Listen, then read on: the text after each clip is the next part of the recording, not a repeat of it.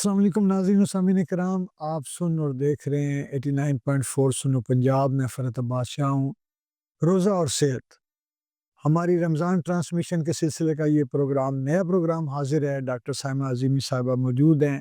आज हम ये बता रहे, पिछले प्रोग्राम में हमने आपको बताया था कि मैदा और ऑयल जो है रिफाइंड रिफाइंड आटा, इसके नुकसानात क्या हैं, इससे बचें। आज डॉक्टर साहिबा से पूछता हूँ तो फिर क्या खाएँ? डॉक्टर साहबा, अगर जब रोटी पराठे नहीं खाने, मैदे के ही होते हैं अब हर जगह, रिफाइंड आटे के बगैर अब कहाँ से बंदा होल व्हीट लेके आए? जो होल व्हीट है वो भी पता नहीं होल व्हीट होता भी है कि नहीं। और गंदम जो है खुद मंगवानी, पिसानी अब हर बंदे के बस का तो वो काम नहीं है। और ये ऑयल जो है कहाँ क्या करे, कहाँ से बंदा, कोल्हू कहीं दूर हैं, को नहीं मिलते, जो बाज़ारी मिलते हैं वो फिर रिफाइंड होते हैं। तो बंदा क्या करे, कहाँ जाए बताइए? अच्छा, आपने कहा कि होल व्हीट भी जो मिलते हैं वो पता नहीं होल व्हीट होता है या नहीं।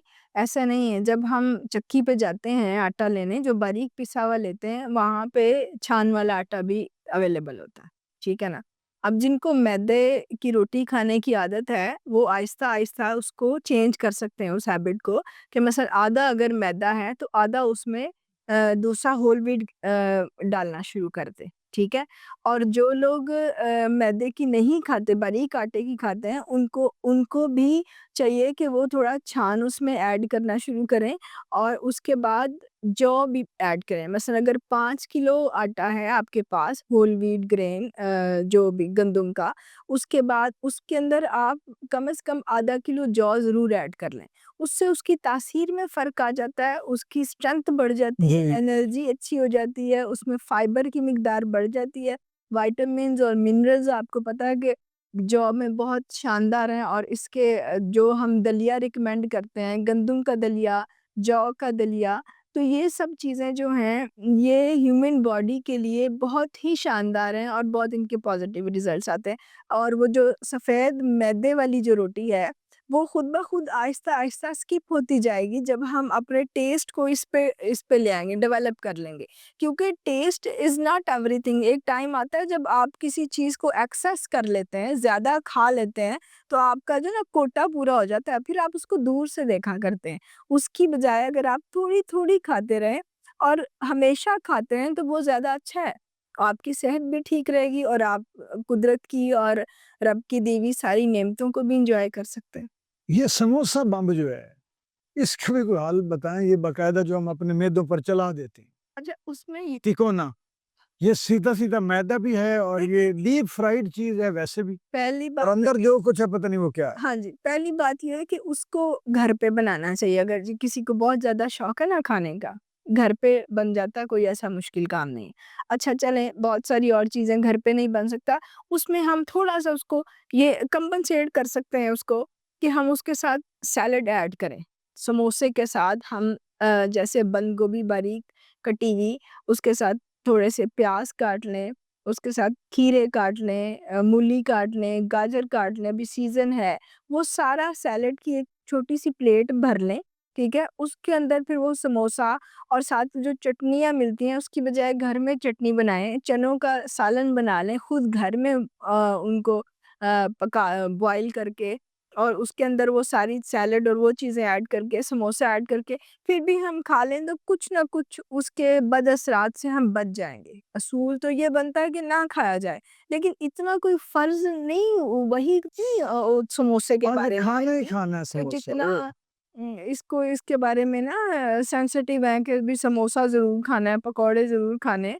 लेकिन अगर ये खाने लाज़मी हैं, फ़र्ज़ समझ लिया आपने, तो उसमें फिर अपना उसको उसमें सैलेड ऐड करें, फ्रूट्स ऐड करें।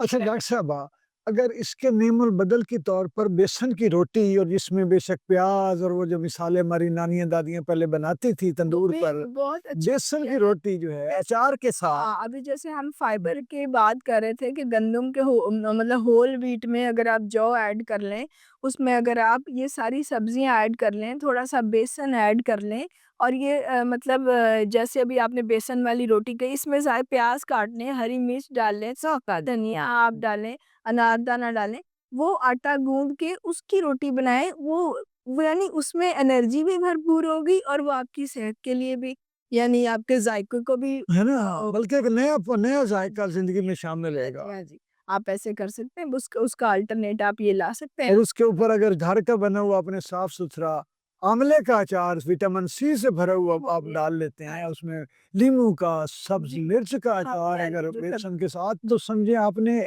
जितने बॉडी को एसिड्स चाहिए वो दे दिए आप। दे दिया। जितनी उसको स्टार्च चाहिए वो आपने दे दी तवानाई। तो ये तो चीज़ें इतनी निम्त हैं, सिर्फ़ थोड़ा-सा चीज़ों को इधर से उठा के इधर रखने की ज़रूरत बस थोड़ा-सा और रमज़ान की बरक़ात से आप ये कर सकते हैं क्योंकि आप ऑलरेडी अपना मैकेनिज़्म जी, जी। डेवलप कर रहे हैं कि मैंने ये नहीं करना, नहीं करना। मैंने ऐसा नहीं सोचना, बिल्कुल। मैंने आँख ऐसी नहीं रखनी, नहीं है। मैंने ये सोचना है, ये करना है, मैंने सब्र करना है, मैंने क़नाअत करनी है, मैंने मैंने खुश ज़ौक़ रहना है, यानी कि खुशगवार रहना है, मैंने गाली नहीं देनी, मैंने बदतमीज़ी नहीं, मैंने बदी नहीं सोचनी। जब इतना कुछ हम अपने आप को कर रहे हैं, हाँ तो जी। फिर ये थोड़ा-सा खुराक को भी जो है चीज़ों को रिप्लेस करते जाएँ, बुरी को जिस तरह इंसान को चाहिए कि वो जो नेगेटिव थॉट्स हैं, उनको पॉज़िटिव थॉट्स से रिप्लेस करे, तो वो बीमार नहीं होगा ज़हनी तौर पे। इसी तरह अगर हम अपनी जो नेगेटिव फूड है हमारी, नेगेटिव फूड मैं कहूँ, उसको पॉज़िटिव फूड से रिप्लेस कर दे तो जिस्मानी सेहत भी आ जाएगी। हुँ। डॉक्टर साहब ऐसा ही है? जी, बिल्कुल, हाँ। आज के प्रोग्राम से इजाज़त लें? जी। इंशाअल्लाह मुलाकात होगी अगले प्रोग्राम में, इजाज़त दीजिए। अल्लाह हाफ़िज़।